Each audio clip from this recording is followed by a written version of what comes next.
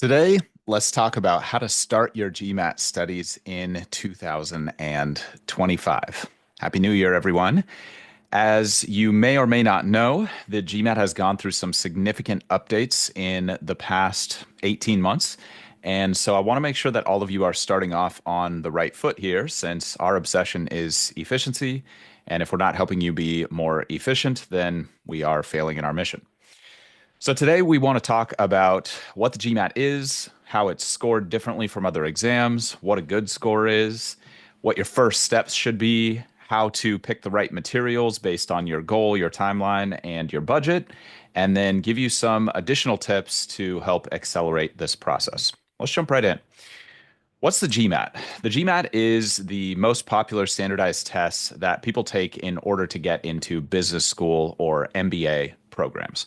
I assume you know what an MBA is, or I assume you know what the GMAT is if you're here right now, or at least you know why the GMAT is important for your goals.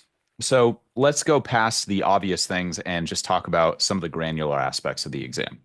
There's three sections now on the GMAT. There's a quantitative section, there's a verbal section, and there's a section called Data Insights. If you want more information about all three of those individual sections, you can go back about 10 months in the feed and you'll find specific episodes on how to be great at GMAT Quant, GMAT Verbal, and Data Insights. At that point, when we published those episodes, the test was called the GMAT Focus Edition. If you're confused about Focus versus GMAT, there's only one version of the GMAT in 2025. It's just called the GMAT. But that is a rebrand of what was called the GMAT Focus Edition in 2024, which was a major update from the 2023 version of the exam. And if you want all the details on that, just go back to the previous episode in this feed, and I'll talk you through all the important differences and how you can get more information about those nuances. But if you're already well educated on that front, let's go one step further. In the quant section of the GMAT, you have just one type of problem. It's called problem solving. It's a very familiar format, standard 5-option multiple choice math questions, basically. And it covers math content up until about high school geometry. So basic algebra, arithmetic, linear equations, exponents, things like that. No trigonometry, no calculus, nothing like that. If you're looking for a really, really basic primer, then last year we went through an entire series on GMAT Math Basics, which will help you get set up with all the essential elements that you need to progress in a course or a self-study program that's a little bit more math intensive. So if you've started studying already and you're feeling a little overwhelmed by some of the math concepts, then that series should really help you out. The verbal section has two problem types. One's called reading comprehension, which tests, unsurprisingly, your ability to comprehend reading. And then another question type called critical reasoning, which are kind of like logic puzzles. And we've got specific episodes on how to be great at reading comprehension and critical reasoning in that how to be great at GMAT Focus Verbal episode. The data insights section has several problem types. I like to split it into two categories, one called data sufficiency, which is a brand new type of question if you haven't taken the GMAT or related exams before. And we've got a whole episode on data sufficiency in the past, and we also have a data sufficiency lesson within that episode on the data insights section specifically. The other category of problems I'll refer to as integrated reasoning, which technically includes several problem types that are all data and inference based.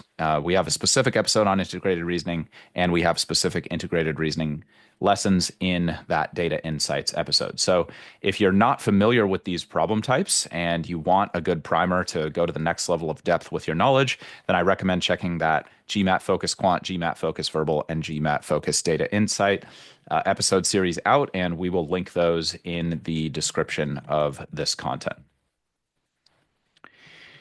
Because I've gone in depth with all of those problem types in past episodes, I'm just going to move on and stay at the high level so that you can use this to start off your studies efficiently. And then if you want more depth, those episodes are there for you. Let's quickly touch on how the GMAT is scored. And this is important because it's very, very different from exams you've taken in the past, because virtually all exams that you've taken in the past are probably based on accuracy. And it might just be absurd to even consider an exam that is not based on accuracy, because you've probably never even considered that an exam would be graded like that. So the GMAT, just to dive right in, is not strictly based on accuracy. Your score is not strictly a function of how many questions you get right and how many questions you get wrong. So just let that blow your mind for a minute. That might explain some of the challenges that you might have seen people having out there in the world with the exam. So you do need to get questions right. To be clear, accuracy is part of what creates a great GMAT score, but the score is basically understood as the difficulty level of the final problem you see in the section. So it's much more about the difficulty level of questions you're getting right and wrong versus the number of questions you're getting right and wrong.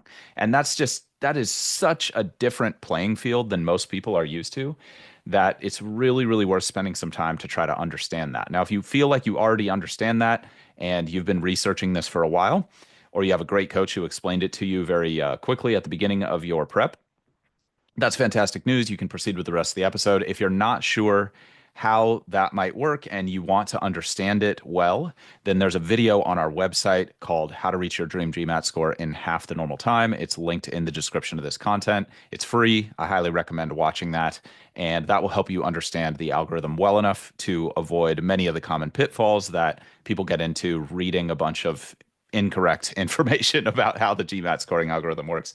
And it's kind of shocking how much incorrect information is out there on the internet. So just please be careful, everybody, with learning about the GMAT scoring algorithm. It's a wild world.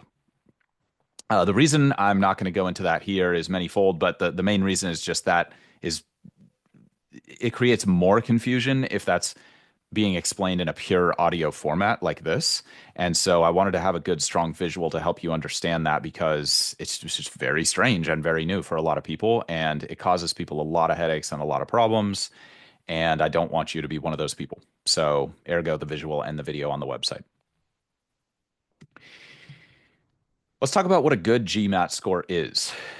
This, again, might just seem like comically evident, but there's actually a lot of problems just in this current moment in time with the transition from the old exam to the new exam. So let's clear up any potential confusion there. If you want to go to a top 10 business school, the sort of common threshold used to be a 700 or better level score on the old score scale. That score scale is not in use anymore.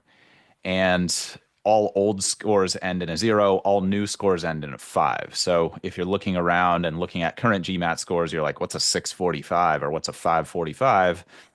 When there's going to be a lot of blog material from pre 2024 on 700 plus, 730, 550, whatever.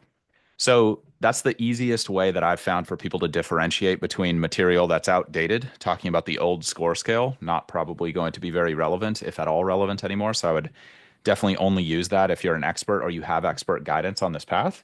Otherwise, you want to be looking at material that talks about scores that end in a 5. That's going to be really, really key. And that's an easy differentiator as a student getting started on this GMAT journey, to not get swept up in all the old material that's on the internet still. I mean, I would say at least 90% of GMAT material out there is focused on the old version of the exam and is not really relevant to your studies anymore.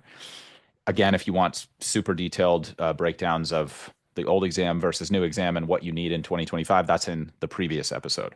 But I'm going to assume that you've listened to that, and I'm just going to move on at this point. So now with the new GMAT that just came out, that old 700 level is now a 645. So you can think about new scores as being 55 points lower than old scores. So if you got a 645 on your exam, that's equivalent to a 700 on the old exam. And that's kind of like a threshold of excellence for very top MBA programs. And then depending on your goals, where you want to go, you can adjust your goal up or down, above or below that 645 level. And you can check out the average and median GMAT scores at your target programs on their website. Quick caveat about that, they're going to be using old data because they haven't let in enough people with the new exam to get a strong data set with that.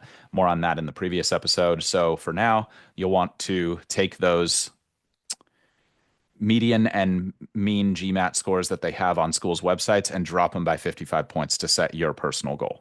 Okay, reach out to us if you're confused about that. It's basically what they say minus 55, and then you can adjust up or down depending on your goals and your specific situation. If you want to reach out to us, we're just at the GMAT strategy on current social channels, or you can email us at contact, CONTACT at thegmatstrategy.com. So basically, if you're going to a top 10 school, you would like to have a 645 or better. There's a lot of variance within that, and you can reach out to many admissions professionals who can help you make assessments about your specific candidacy and situation. Many of them offer free calls, and I would encourage you to do a handful of those as you're starting out your journey so that you can figure out what a good GMAT score is going to be for you personally, how your work experience and your career positioning is going to play into the rest of your application, and just get a nice view of the big picture before you get too far down this path and realize you've not planned things out well, if that makes sense. Okay, I think that covers us there. Now, um, most people are going to talk in terms of this three-digit overall score, but I do want you to know that the individual section scores matter. So I just told you a moment ago that there's three sections on the GMAT. You're going to get an individual score for each one of those three sections. So you'll have a quant score, a verbal score, and a data insight score. And then those will be combined into your overall three-digit score. The way those get combined is not really important right now. The thing that's important right now is the individual scores matter and the three-digit score that we were just talking about matters. Just to cut right to the chase, right now, as of today, I would say that conservatively, 78 would be the minimum quant score that a top school would want to see. Top MBA programs still consider the MBA a very quantitative heavy degree, and so they want to see that your capacity to perform with quant material is strong. I would say that 73 is probably the minimum threshold for a verbal score, and 75 would be the minimum threshold for DI. If you want a really easy shorthand for setting some initial targets for each section, I would say 78 across the board is a good way to go. 78 quant, 78 verbal, 78 DI is a good way to go. That would put your three-digit score somewhere in the high 500s, probably like a 575, 585 level. And that's going to be considered the low cutoff for a lot of top schools. Now, if you had a higher quant score, that could help you get away with a 73 minimum on verbal and still give you a good shot at the school, because if you have a higher quant score but a lower verbal score, then your three-digit score would theoretically stay the same. You can think about each section being roughly equally weighted in the calculation of the total score. And if you got a 78 quant, 73 verbal, and 75 DI, those minimums I was talking about, that would get you around a 515. That would be like the super low cutoff for most top schools. For top schools, I would say under 600, you've got an uphill battle, like a major uphill battle in terms of making up for the fact that your score is going to be lower than the median scores at these top schools, let's say top 20 for now. And it's totally overcomable. Like if you look at the range for incoming candidates to Stanford's Graduate School of Business, which is one of the most selective schools in the world, the minimum in the range was a 520 on the old exam, which would be like below a 500 on the new exam. So if you subtract 55 points from 520, you would get the new exam score. And that's kind of surprisingly low for a lot of people. I think a lot of people are like, wait, like, how does that happen? So that person probably had other exceptional aspects of their profile, like very, very exceptional. And so that could make up for a lower GMAT score. But for most of us, I guess just statistically speaking, please don't take this the wrong way. We are in the normal part of the bell curve of MBA applicants. Just again, like we by definition are probably in the middle 80%. And maybe you are that super exceptional person, which is awesome. It still will help you to get a higher score on the GMAT in terms of your odds of getting in. And basically from about this 515 level that I just talked about on the new exam, all the way up to a perfect score, 805, your odds of getting into top schools go up. They clearly demonstratably go up the higher your score is. So higher is better. Having said that, if you're in a very unique situation and you just need a quick score, then theoretically it is technically possible to get in below 600. But I would strongly recommend setting your goal above 600. I think 615 is like a realistic minimum for most, let's call it like people in the middle 80% of the applicant pool, and then higher is better. So like I said, 645 is like a kind of the threshold of excellence, and then above 645 everything helps, but at that point your GMAT score is probably not holding back your application after 645. So at that point you can probably focus on other aspects of your application if you feel like you have other weaknesses, such as your work experience has some deficiencies, or your undergraduate GPA is not that good, or you haven't been really engaging with extracurricular stuff outside of work that shows what kind of person you are or fulfills you on a basic human level and like demonstrates your passions to someone who's evaluating your candidacy. This gets sort of more into that admissions type conversation, which is why I was recommending that you reach out to some admissions professionals and at least get a little bit of free information, even if you can't afford their services. And if you can't afford their services, then a professional coach is going to help by and large. Make sure that you do your diligence, though. Talk to at least three people before you make an investment.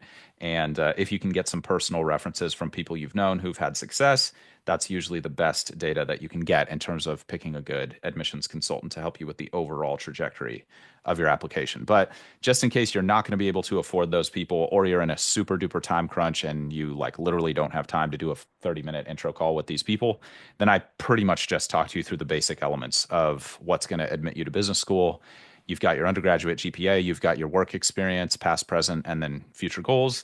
And then you've got your stuff that you do outside of work, past, present, and future. And then you've got your GMAT score. And all of those are roughly equally weighted in the application. So if you have a lower GPA, you can make up for that with a higher GMAT score. If you have a lower GMAT score, you could make up for that with a higher GPA or exceptional work experience, such as you were promoted to managing director when you were 25 years old. It's not happening for most people. Just saying, it's pretty rare. So most of us are not going to be in that kind of category, which is why we're here right now, because there's probably not a whole lot you can do to go back and change your past work experience. Probably not a whole lot you can do to go back and change your undergraduate GPA at this point in your career. Probably not going to be able to do that. But in a relatively short amount of time, you can have a significantly positive impact on your GMAT score. And so it's a great place to be right now, because if you work hard and you work smart and you put in the longest hours that you personally can, everybody's going to have limits, but if you work long, hard, and smart, then you're going to be able to really increase the odds of success by investing time, energy into the GMAT process. And that's what I'm here to help you do, because I struggled like crazy with this test and figured out a lot of things that have been helpful to a lot of people. So trying to share as much as I can here with you. Now, just coming back to what's a good GMAT score. Again, below 600, it's going to be a huge uphill battle at these top programs. I'm not saying it's not going to happen. Obviously, it happened for someone who got a 520 and got into Stanford last year. Having said that, it's so unlikely. It's so unlikely that that you're going to be that person who's like a former Navy SEAL who won an Olympic gold medal and is on your third startup right now. Like you're just probably not that person. I'm not that person. That's okay. That's okay. It doesn't mean you're not going to get in. It just means that you have to work a little bit harder in another arena that you have a little bit more control over. Let's put it that way. Most of us are not going to do much to control the past at this point, but there's a lot we can do to control the future.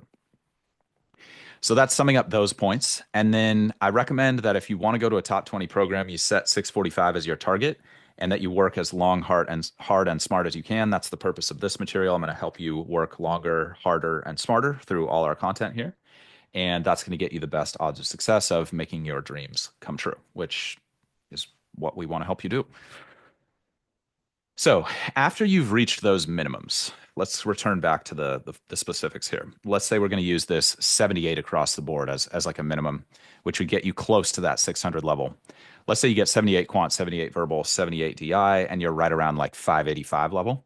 After you get that, you want to work on the section that you personally think will be the easiest to improve at. Because once you've hit those individual section minimums, now the only thing that matters to top schools is the 3-digit score.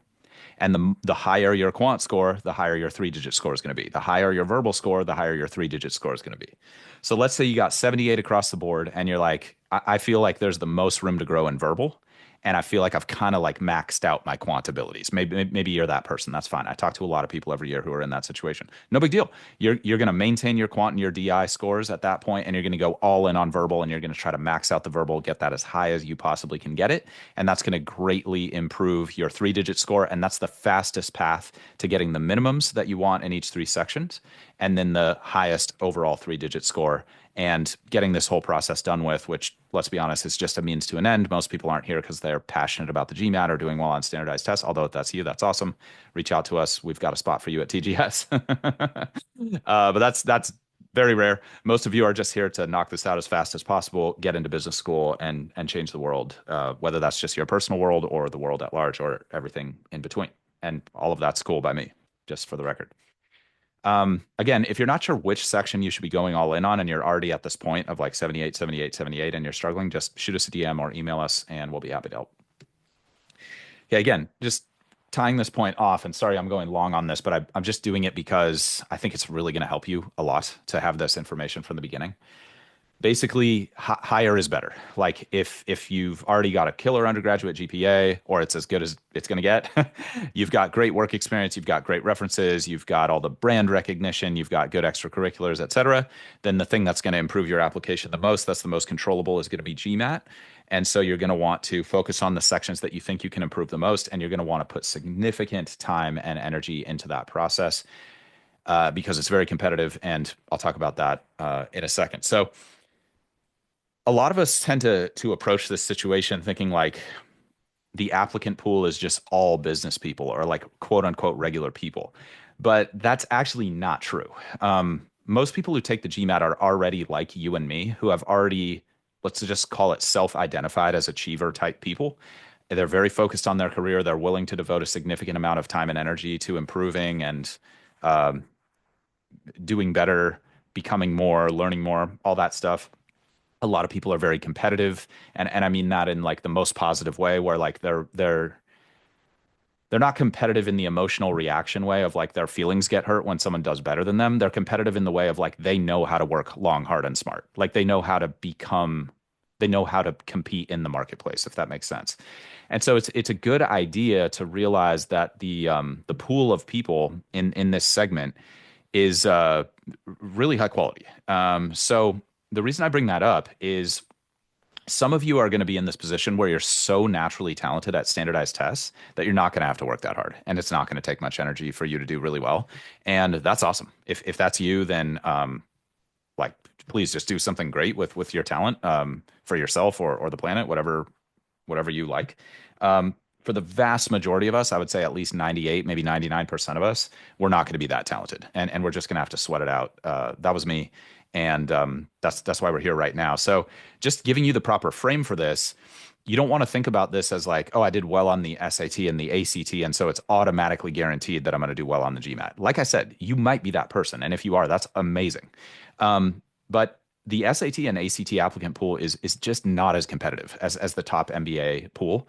And the reason I bring that up is not to discourage you. It's to set the proper expectations so that you can level up in this process and see that challenge as an opportunity to get better at investing your time, get better at investing your energy, become a better investor in general, become a better problem solver investor in general, and just become a person who's overall more valuable to a business right now. Like use this GMAT process as a way to improve yourself. That's going to make you a more compelling applicant. It's going to make it more likely that you're going to get into business school. And it's going to make it a lot more likely that you're going to have the things that you want in your life. Again, if you're that person who's just so talented, it doesn't even matter, and you just get amazing scores and amazing results with no work, uh, cool. But again, 99% of us, we're just not going to be in that pool. And so it's good to just think about, okay, I want to take this seriously. I want to do a good job on my prep. So I think it's good to just plan to invest significant time and energy into this process. And I wish someone had just framed that properly for me when I was first starting out, because I think I kind of like messed around a little bit, for lack of a better expression. Like I got some books, I kind of like dilly-dallied. I had always had success in the past academically. Had never really struggled academically prior to the GMAT. I mean, here and there, some tough classes that I took in college, but like yeah, I worked hard and I was diligent, but it wasn't like if I worked hard and was diligent, I would still fail. Like that wasn't me, and that's going to be a lot of you. Like you did the work, you showed up, you took care of business, but if you did those things, you would perform well by and large. Um, I recommend for those types of folks, like just expect this to be a bigger challenge. And I think that'll make it easier to be resilient in the process. Because, like I said, I messed around with some books. I got an okay starting score, messed around with some more books, kind of like casually. My score went down.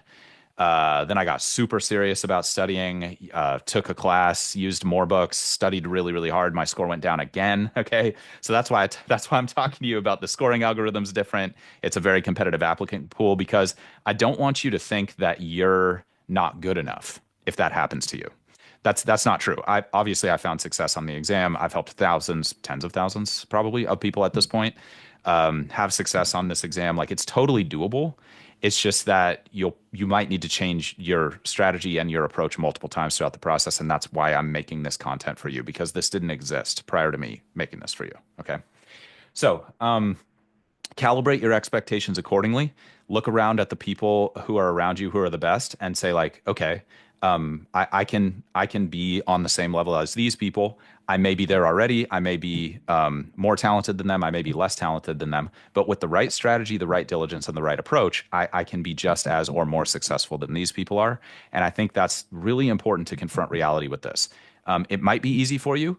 It probably won't be easy for you just looking at the statistics and the odds, but that doesn't mean it's not doable. Okay. There might be challenges that you face, but if you just accept that it's going to be challenging and that that's potentially something you can use to get better and make it more likely that you will succeed, then you can reframe that challenge into a positive rather than something that's like a weight or like you're getting discouraged because you're comparing yourself to the person you sit next to at work who studied for 2 weeks and got a 785 and a full ride to Harvard Business School. Because let me tell you, those people are out there, and again, like that's amazing.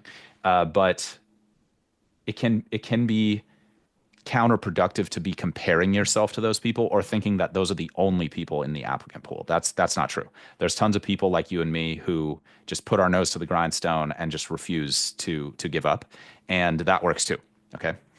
Now, having said that, I want that process to be as frictionless as it can possibly be for you. So let's get into some strategies and some pre-planning that you can use to make great decisions from the beginning so that you don't wind up in my situation where it is just like raw blood, sweat, and tears to get you to the goal. And instead you have the right balance of like, yes, you're putting in a reasonable amount of effort and you're pushing yourself, but also you're not just like suffering brutally through the process like I did. Okay. So, what's the first step to that least friction path? The first step is taking a cold practice exam. You're going to see a lot of noise about this on the internet. And I hate to say this, but it is true. And my relationship with you directly is my priority here, not my relationship with other people in the industry. There's a lot of people in the industry who just want to sell you their program. And I'm not here to say whether that's good or bad. No business ever succeeded without sales. So someone's got to go out there and do the marketing and the selling. Again, neither good nor bad. We're not here to comment on that. But just in terms of your best interest as a student entering this process, I'm going to give you some advice and break down who I think the optimal providers for are you based on budget, timeline, et cetera. But anyone who's telling you to like study first or pay them first before you take your first practice exam, I don't personally trust that. Think about it this way. It's impossible to optimize a path without a starting destination. For example, what's the fastest way for me to get to Paris from an unknown starting destination? It's an absurd question. You cannot optimize that. So that's what that cold baseline is. Yes, you're probably going to resist it. Yes, you're probably a perfectionist. Yes, it's probably not going to feel good to see a bad score. It's not going to feel good to struggle during the exam. It's just that resistance should just be overcome in the name of making the most rational approach to this overall process. If that makes sense, that's my reasoning here. Okay, so if you get that cold baseline and it's terrible, who cares? You probably just saved yourself 3 months of prep by just taking that cold baseline, even if it's uncomfortable, because maybe you got a 98th percentile verbal score totally unexpectedly, even though you've always struggled with verbal sections of standardized tests your whole life. Great. Well, now you don't need a program that has great verbal content. You don't have to do any of the verbal content in the program that you choose to go down. And that could save you literal months of life that you could put into almost anything that would be a better investment of time than just studying for a standardized exam that you'll probably quickly move on from.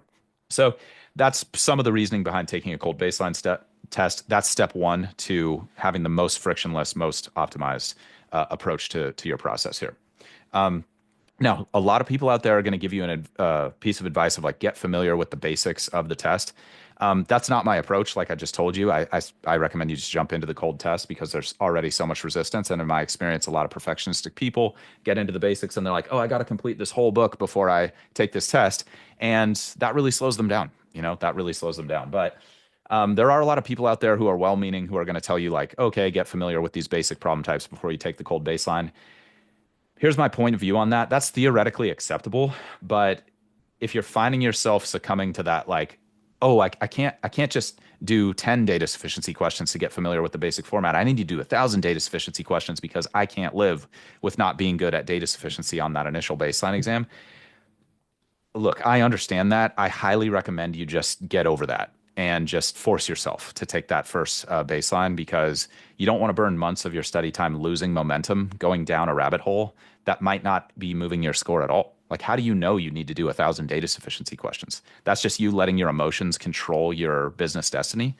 Most great business decisions are not made based purely on emotion. Just saying. Okay. And I think we mostly would agree on that. Obviously, there's exceptions, but just trying to help you become an efficient decision maker and not let that perfectionism take you down the wrong path, if that makes sense. Perfectionism is not necessarily bad if you channel that energy into the right thing. But if you allow that to take control of your prep, that can create a lot of inefficiency, and it's just something I see all the time. Again, we're a very self-selecting group here, everybody. The types of people who want to do well on a standardized test like the GMAT, who would go out of their way to listen to a podcast about the GMAT in the first place to get an edge, the type of people who want to study and go to a top business program. These are beautiful qualities, everybody. Like the world needs people like you, just like it needs other types of people to do the other types of work that basically needs to get done for all of us to have a great experience here on planet Earth. So it's not necessarily a bad thing, but you want to manage it because if you don't manage it and you let your emotions take control of your prep, then it's just going to be inefficient. I'm not saying you're not going to get there. I'm not saying that going off track for a day or two is going to totally derail your studies. It's probably not. You just want to notice when you're getting pulled off track by those maybe like emotions or bad old habits, maybe let's call them, or just counterproductive habits in this particular situation. You want to notice when those are taking off track and be like, okay, I gotta get back to making rational bets here because I don't know, most great investors that I've been in touch with don't invest based on emotion. They just don't. They have a purely rational approach to investing, and that's how I recommend you approach this investment of time, energy, resources in the GMAT. Okay, so that's the first step is taking that cold baseline. Once you take that cold baseline, you'll know how big of a gap you need to get to 78 in quant, how big of a gap you need to close to get to 78 in verbal, and how big of a gap you need to close to get to 78 in DI. And that'll dictate your initial phase of prep. You're just focusing on getting up to 78 in those three sections. Now, if you're already above 78 in some of those sections or all of those sections, that's going to dictate your next step, which is what materials should I use? So the materials that you personally should use are a function of your starting score and how far you are from your goal score in each individual section. All right. So you should be able to tell whether you need a strong quant program. You should be able to tell whether you need a strong verbal program. All right. Again, if you're not sure, just reach out to us. We'll help you for free. DM at the GMAT strategy on current social channels, email contact contact at the gmatstrategy.com. Just hit us up anytime. We're here for you. Uh, the other things that are going to influence the right materials for you personally are your learning style, your financial budget, your and your timeline. How many hours you can realistically invest in this. Don't think about your prep timeline in terms of days, weeks, and months. That's a mistake. Think about your prep time in terms of total hours, and that's how I'm going to talk to you about this decision making that we're going to go through. Okay, let's talk about learning style. Based on your history, do you learn the best from books?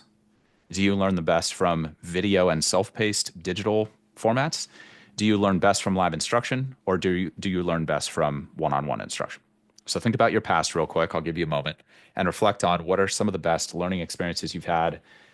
What do you think is the easiest way for you to learn new material?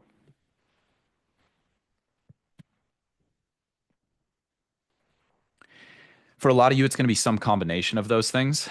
You'll want to write those things down and have them in a document as you make your decision about what the best provider is going to be for you. Okay. So it's really, really important to reflect on learning style because no one wants to or should be studying for this thing longer than necessary. It's already a big time and energy investment. And while it is hard to make perfect decisions from the beginning, let's try to make the best decision that we can from the beginning. The better decisions you make now, the less time and stress and energy you're going to need later. That's the function of investing. The more I invest now and the better my investments are now, the more risk tolerance and more, let's say, freedom I'm going to have in the future. This is just almost unarguably true. So that's learning style. Hopefully, you've got a little bit of a handle on what's going to be best for you there. The second thing to consider is your desired score gain, your budget, and your timeline. Now, I'm going to go through several different ways of prepping. I'm going to go from free all the way up to basically like the most expensive in terms of financial budget. That's how I'm going to break this down. And the sort of balance that you're looking at here is the more you can invest, usually the faster you can go. Okay, that's the basic breakdown.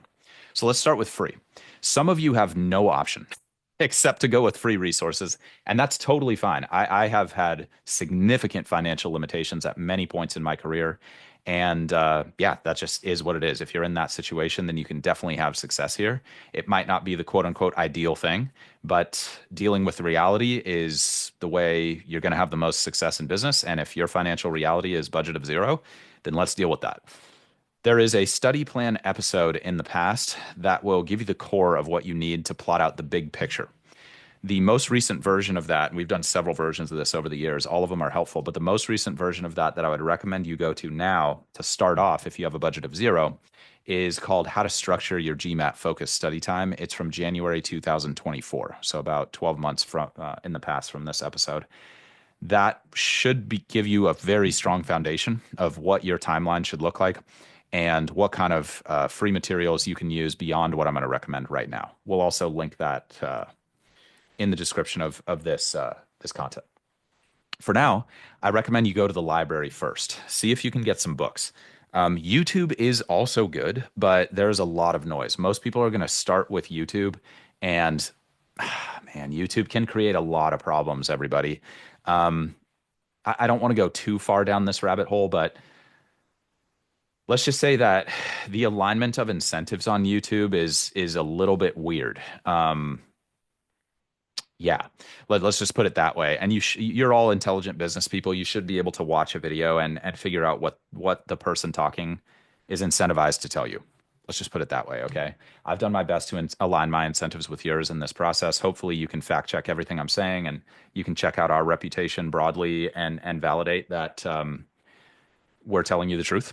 And if you have feedback on that, or if you think that's not true, then let us know, please. By all means, we are very, very open to feedback, and yeah, we're committed to being totally legitimate through and through, and being very fact checkable.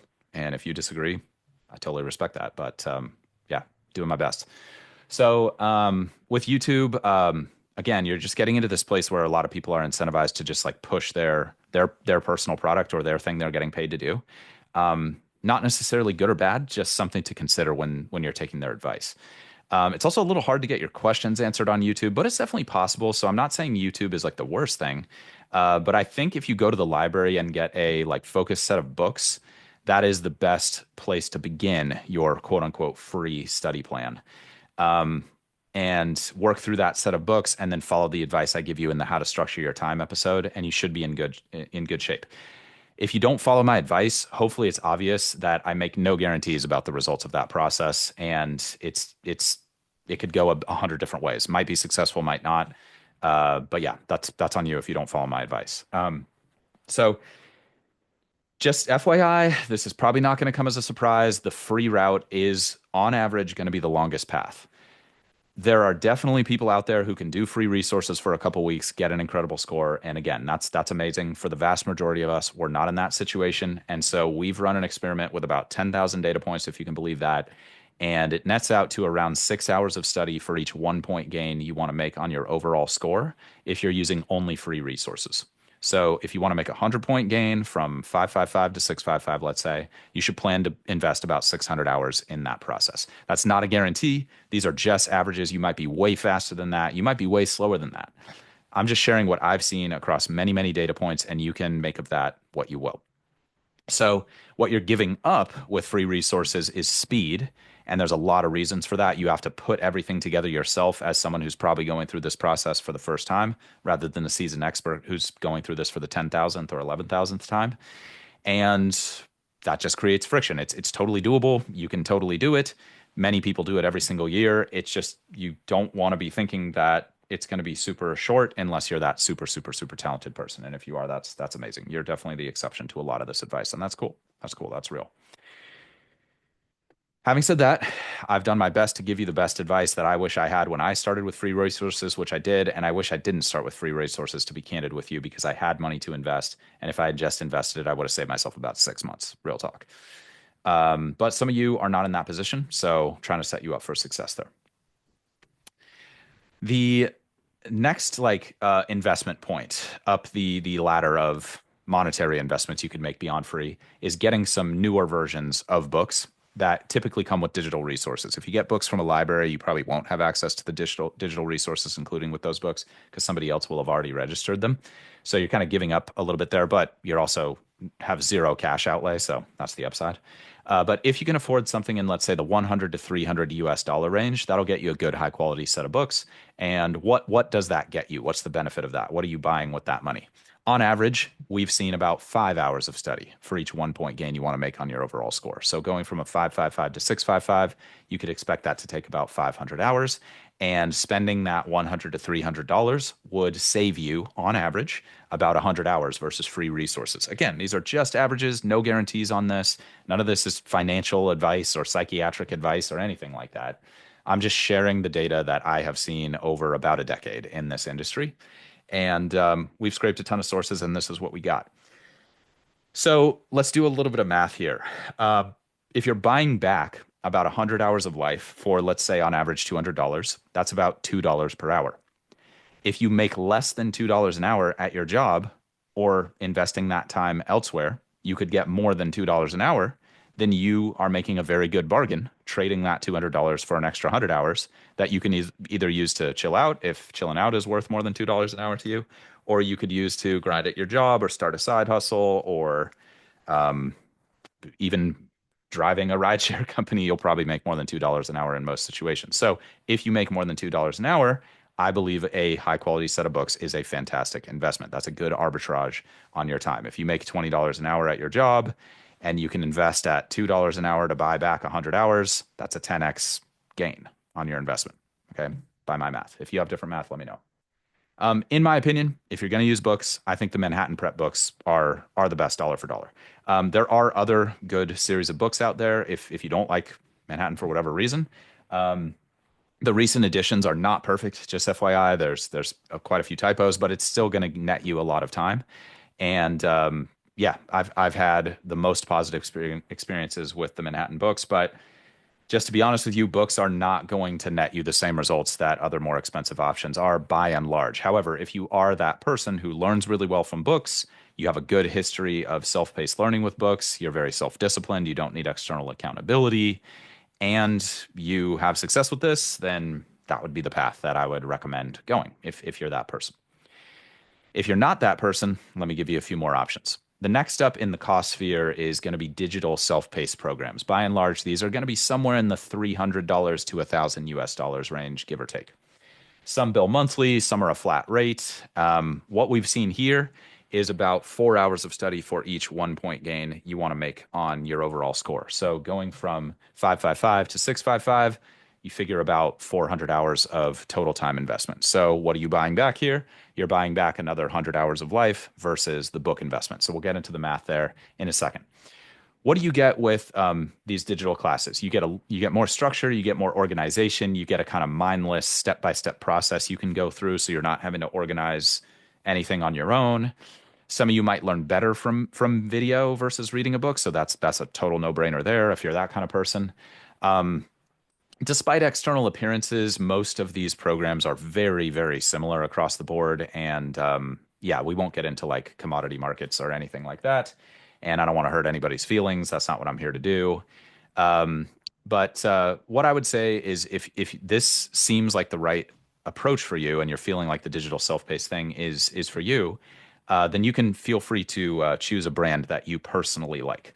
Some of the more reputable brands that you'll read a lot about and who advertise really heavily are like Magoosh, Target Test Prep, and eGMAT.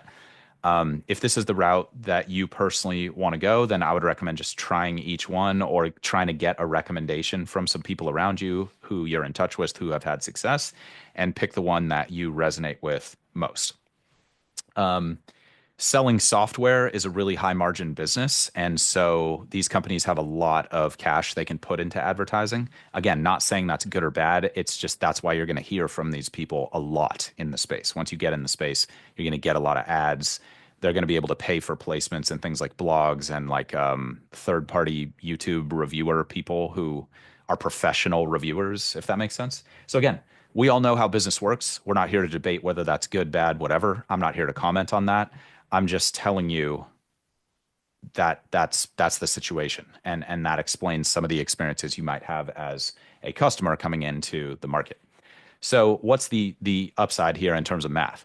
You're buying back 200 hours now versus free products, by and large. Again, just averages here. Let's average the investment on these digital self-paced products around $800. So you're buying back time at a rate of $8 per hour. Okay, versus versus books. If we say versus free, then you're buying it at a rate of $800 for 200 hours. So that'd be $4 an hour. You can adjust the math up or down, but let's just compare this to books. So buying 100 hours for an additional, let's call it $500, then you're paying about $5 an hour to buy that time back. If you make more than $5 an hour at work, that's probably worth it to you. If you make less than $5 an hour at work, then that might not be worth it to you. Again, just helping you make an informed investment decision here. Yeah, so I already talked about like the paying for placement and stuff like that. There's a lot of that, like there is in any industry, and just make the best decision that you can. Make the best decision that you can, and reach out to us if you're really not sure who you should go with. Quick note on this: you do want to spend some time trying out as many things as you can and figuring out what the best provider is for you. I'll help you out with a quick recommendation on that in a second. I would spend some time with this, but I wouldn't worry about making a perfect decision. At a certain point, you just want to get in motion and then adjust once you have a little bit of experience with each platform. And it's better to do a month on the wrong platform and then switch providers than it is to spend a month trying to pick the perfect provider and then making the wrong decision and then having to switch after a month anyway. So there's a balance between doing diligence and just making the deal happen. And yeah, use this as an opportunity to get better at judging those balances because you'll probably have to make those kinds of decisions in the future as a business person. The practice test is going to be massively important for this. So I'm just going to assume that you're going to take my advice and take the cold exam. If you're really financially constrained, but you don't want to do the book or free route, then I would say go with Magoosh. I think that's the cheapest. If you really need a lot of help with quant, but less help with verbal, then I think Target Test Prep tends to shine there. If you need a lot of help with verbal, like English isn't your first language, and you're comparatively much better at math, I think that's where eGMAT shines. And I want to be clear, I'm only talking about the digital self-paced provider space. I'm not saying these are the best across the board in the entire GMAT industry. There are many different options that I'll talk you through right now. But just if you're thinking digital self-paced is the way for you to go and you're looking for a quick recommendation that's totally unbiased, that's my recommendation and that's what I've seen. And the data bears that out if you do your own research on that. And I am not financially incentivized at all to recommend any of the people I'm recommending to you today. In fact, all of these people have actively tried to harm our business at TGS. And yeah, that's why I'm saying like I'm prioritizing my relationship with you as the end consumer, and you can make of that what you want. Live classes. Let's talk about live classes. So this is getting up into the cost sphere of about $1,000 to $2,000. Okay. So again, some of you are going to get priced out at this point. That's fine. If you're like 1,000 to 2,000 bucks, yeah, no problem. I'm going to spend 200,000 on my MBA. What's the big deal here? And you have that kind of liquidity, then you can save yourself some time by and large with live classes. We ran the numbers here. This is about 3 hours of study for each 1 point gain you want to make on your overall score. Okay. So what do you get with a live class? You get a live instructor. You're able to ask questions in real time. You can interrupt the lesson and get clarity And you can ask people to repeat things in different ways. Maybe you can even get some support outside of class, but just check what the actual offer includes because not all people are generous with their time like that. And a lot of you are also going to benefit from just the in-person accountability of like getting outside the house, getting outside the office, going to a physical location. If that's you and that's the environment where you're going to learn best, then by all means, like I would recommend going this route. So 3 hours for each 1 point gain. Let's say you're going from 555 to 605. You figure that would take that's a 100 point gain. You figure 3 hours for each 1 point gain is about 300 hours total.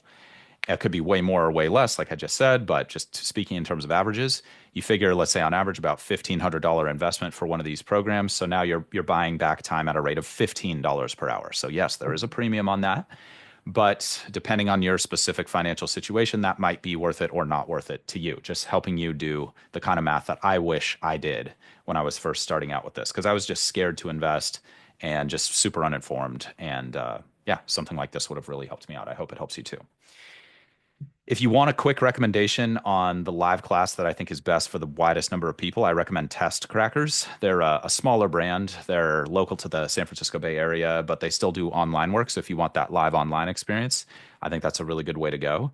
They're definitely not into the whole like slick website kind of thing. They're more about just like teaching well and trying to give people a good client experience, and that's how they've grown their business over time, which I respect greatly.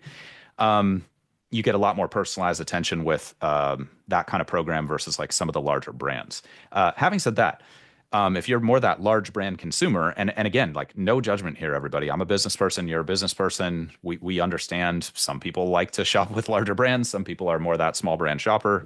It's neither good nor bad. It just is what it is. If you want to cross shop with some of the larger brands, that's totally cool.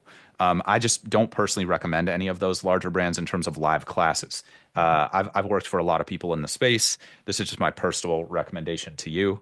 But I would tell you if I thought it was a bad decision to use a larger brand program. It's just not my first recommendation for most people. Okay, so I think you should feel confident moving forward if you're more that big brand shopper, going with a larger brand's live in-person class. I think you'll probably still have a positive experience. In my experience, you will probably just need more help with that. And if you think about a larger business, what they're incentivized to do once you buy one of their products is they're incentivized to sell you more of their products. And I'm not saying that these are bad people. I'm just saying like if you finish their class and you had a moderately good experience, you're more likely to continue buying services from them versus if they just get you the score as fast as possible, you stop shopping with them. Just something to think about, everybody. Just something to think about that most of us are not thinking about when we get into the space. Okay. So hence my recommendation there. Again, if you have more specific questions, you're welcome to reach out anytime. So now we get into the most expensive options, which is one-on-one private instruction. This is going to be somewhere in the $2,000 to $10,000 range total investment. Not even the sky's the limit in terms of what you could invest with people at this point. If you want to drop 30K on GMAT, then those people will gladly accept your money, and I think they make that very, very clear in all of their public facing materials. And so again, that's neither good nor bad. If you're that person who's like $30,000, why is it so cheap? This is probably the route for you to go.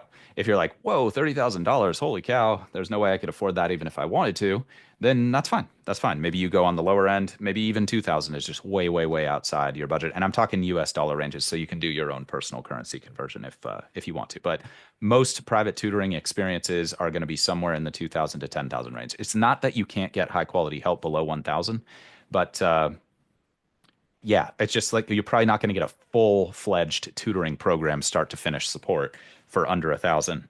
Most high-quality providers are in the like $50 to $300 an hour range. So you can do the math on how much instruction you would get for 1,000 with that. And yeah, let's just say the average program, you're probably going to want somewhere between like 10 and 20 hours of instruction on average, but some of you are going to want way more than that. Some of you are just going to need a one-off session. That's fine. I'm just talking in terms of averages to help you make a good decision from the beginning. So who should go with private tutors? In general, this is the fastest route to your goal. There's probably obvious reasons for that, but let's just run through them anyway. Everything's fully customized for your specific situation, only working on your specific weaknesses, only working the exact amount on your specific strengths. It's a totally awesome, like built for you, high touch experience. And it's probably got a much higher likelihood of working out well as a result of that. It's also great if you initially took a cheaper option, but that didn't get you where you wanted to go. Maybe you made some progress, or maybe your score went down, like I did when I cheaped out at the beginning. And yeah, this could be something as like a second line of attack for some of you. For others of you, you're just going to want to jump in head first because budget is not the constraint for you. Time is the larger constraint. And that's usually the person who should go with high quality one-on-one help from the beginning. It's just like you're less concerned about the cash, but you're more concerned about the time and you want to get done with this as fast as possible. Okay. So I'm not going to name any specific tutors because they really come and go a lot. Even like tutoring platforms come and go a lot, which is like really, really crazy to think about and an interesting industry to look into, by the way, education platforms. But the best advice that I can give you is just ask your network for direct referrals and try to talk to at least three providers. Like I was talking to you about admissions consultants. Admissions consultants tend to be more that like high touch, one-on-one, more expensive service. And as a result, a lot of them can afford to do free initial consultations with you. And I recommend you talk to at least three people before you pick a private tutoring company or individual provider to go with. It's a large project. There's a lot at stake beyond just the cash investment. This is your future that you're working on here, and so ideally you want someone who's got a strong track record of success, who you resonate with personally, who seems like they have a good instruction style that works for you personally. If you have an admissions consultant, that is also a data point that's worth looking into. You can ask your admissions consultant if they know any great tutors that you could work with. Just quick caveat here: just be a little bit skeptical potentially of that, because a lot of GMAT companies and admissions companies have referral partnerships, so it's not a totally unbiased recommendation in that situation. Okay, I'm not saying it's a bad recommendation. I'm just saying it's not unbiased. It doesn't mean you shouldn't go with their recommendation.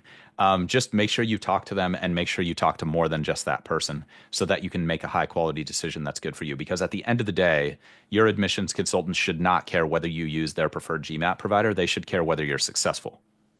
Okay. So just think about that as you're going down this path. Yeah, I don't want to say too much about this, everybody, but yeah, the whole like GMAT tutoring and admissions consulting space has like kind of a low barrier for entry, weirdly, because like there's no governing body that says whether you can or can't transact as a GMAT tutor in the space. And all of you are really successful people. If we look at the whole world's population, if you're even considering going to graduate business school in the first place. And so it's a market where people have a lot of purchasing power. And so sometimes you get these people coming into the market who are trying to take advantage of that situation. And I don't want that to happen to you, because there's also really great people. And in terms of just front end marketing, sometimes it's hard to tell who's who. And that's why I'm just recommending you do a little bit of diligence. All of you are going to be really good decision makers. It's hard to make a perfect decision, but you should be able, with a little bit of diligence, to weed out the people where you're like, I don't know if I really trust this person. I'm not sure if they've got the track record that is making me a believer that they can help me get where I want to go. Okay. So also keep in mind that people are often seeking tutoring when they're in a lot of pain already. I mentioned like you might have gone with a cheaper provider, not had success, and then you're like, crap, I only have 2 months. I need a tutor. That's fine if you're in that situation. I was in that situation and it was really, really hard. And yeah, I'm not going to go down that path for now. What's important is you, not me at this moment. But just try not to rush it just because of that pain. Okay. It's okay to be in pain about it. We all make decisions that don't end up working out the way that we thought they would. Sometimes that's part of the learning process, but you don't want the pain to get worse. Okay. So I'm just saying, please talk to at least three people before you make a decision, even if that's hard. Okay. Now, if your test is tomorrow, just go with what you can get. But in general, most of you won't be on that short of a timeline. Now, if you need a recommendation for a tutor and you're striking out with your network because you just don't know anybody, shoot us a DM, send us an email, and we will ask you some questions about your specific situation and try to get you set up with the right person. It's going to be more current that way. Like I said, platforms come and go, individual tutors come and go from the industry. And it can be a little bit difficult to make a good decision if you don't have personal referrals. And yeah, again, we don't have any referral partnerships or relationships with anybody in the space at all. And so we can give you some advice that's not based on like a misalignment of financial incentives there. Okay. Um, let's see. Okay. So tutoring, just rounding out the upside here, why would you pay so much beyond just the fact that it's a customized like high touch experience? With tutoring, we've run the numbers. You're probably looking at around 2 hours of study for each 1 point gain. I'm averaging these. I'm making the numbers easier to digest, but like if you did your own research and you looked at about 10,000 data points, this is what you would see. So on a 100 point gain from 555 to 655, you're maybe looking at around 200 hours, give or take. Again, you might be way faster than that. You might be way slower than that. This is assuming you get a good, reputable provider who knows what he or she is talking about.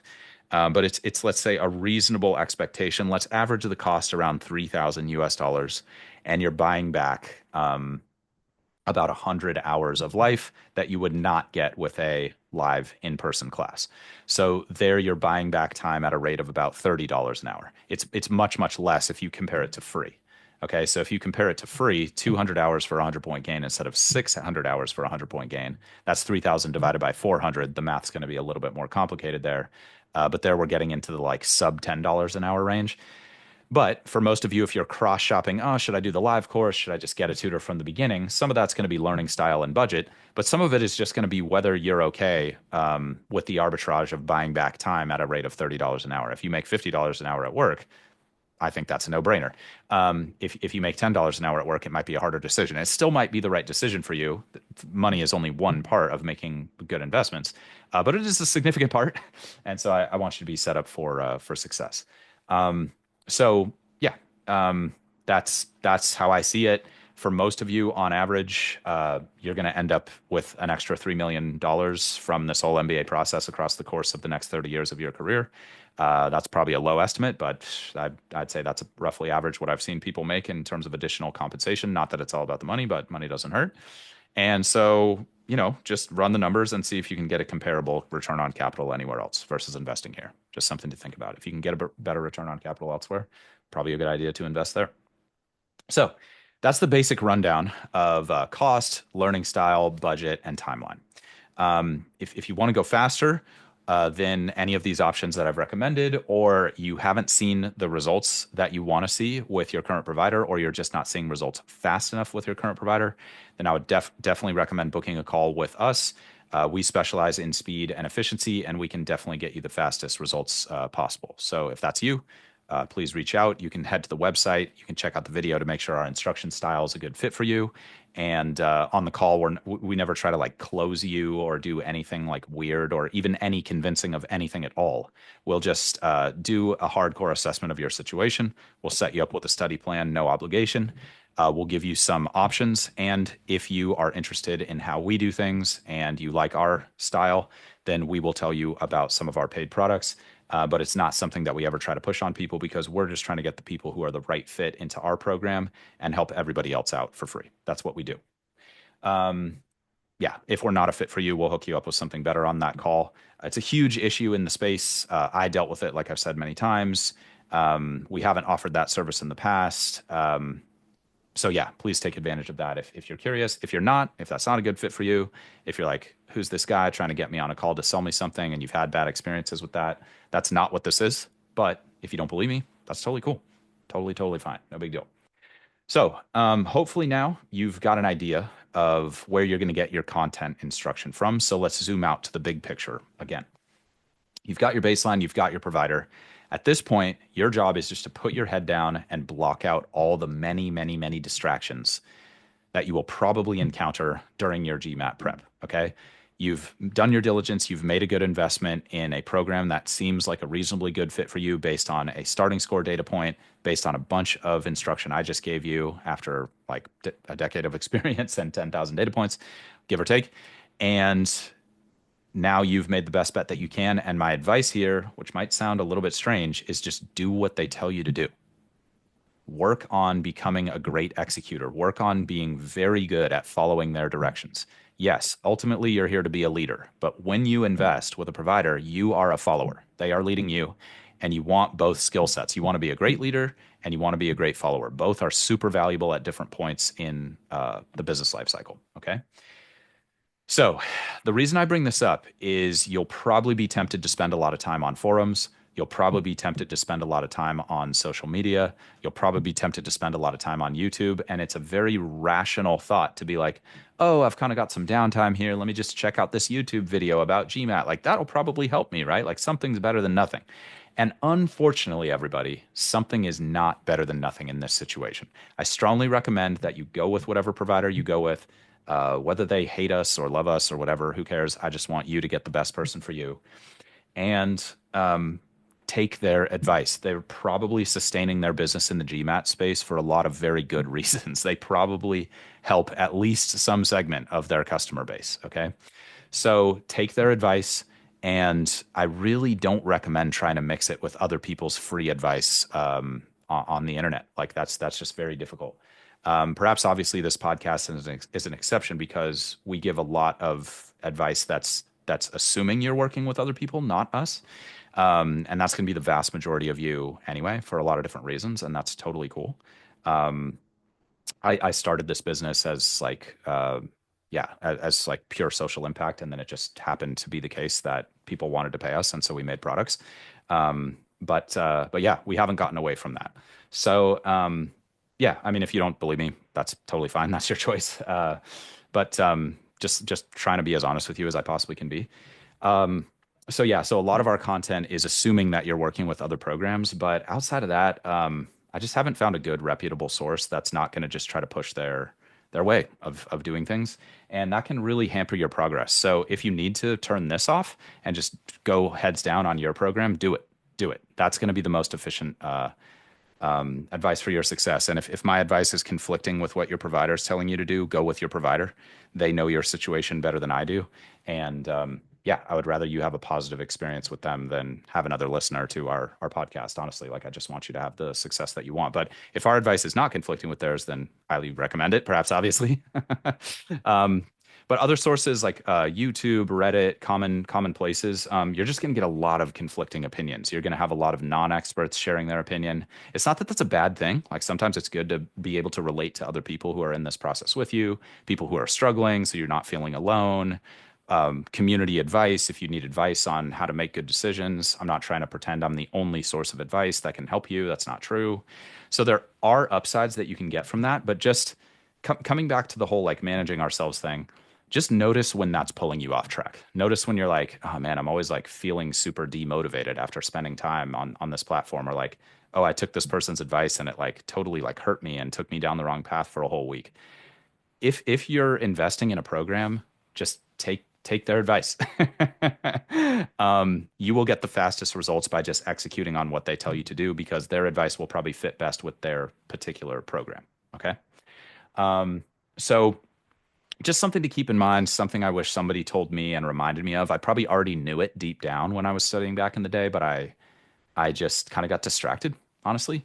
And my advice with staying focused is just if you get distracted, just refocus. I think staying focused is really just refocusing and noticing you're getting off track. And I talked about that earlier with the whole perfectionism thing. Okay, so just notice when the emotions are driving the ship, and be like, okay, emotions are not going to get me a great GMAT score. Working with a rational, structured plan and being diligent is going to get me a great GMAT score. So let me refocus on that. It's not that you can't vent to people around you. It's not that emotions aren't an important part of this. It's not that you shouldn't try to feel your best emotionally. I think you should do all those things. And if you want some help on the emotional side of GMAT prep, we've got an episode called How to Support Someone Studying for the GMAT. And that should really, really help you out if you're struggling.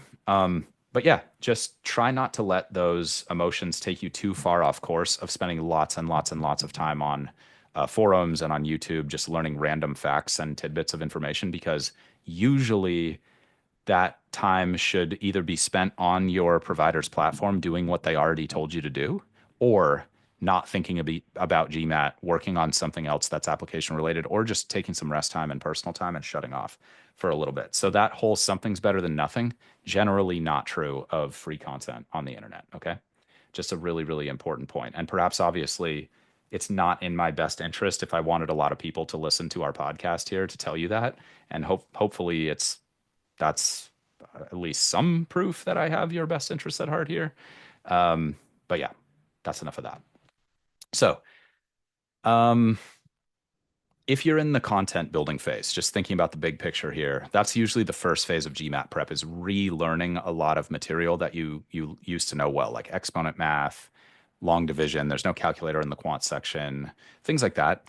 You might be learning some new stuff like GMAT specific styles of problems, like critical reasoning and data sufficiency.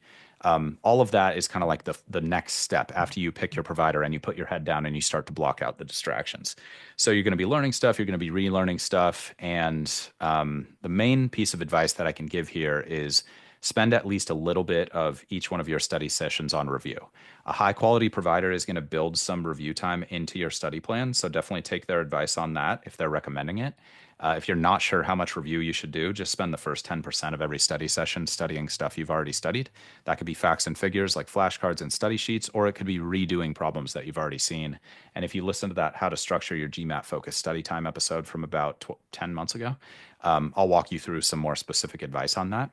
But here's the point that I want to make. Make sure you're not just burning through a bunch of problems and thinking that's going to move your score. I know that's a very, very logical belief, but it's super, super rare that that works. It usually only works if you're that super smart, like 1% of people who basically could do anything and get a great score. And if that's you, again, totally cool. But I want you to know that's what I did, and my score went down twice by doing that. Okay, so let's just talk quickly about what is good review so that you're set up for success here and you don't have to go to another episode if you don't want to.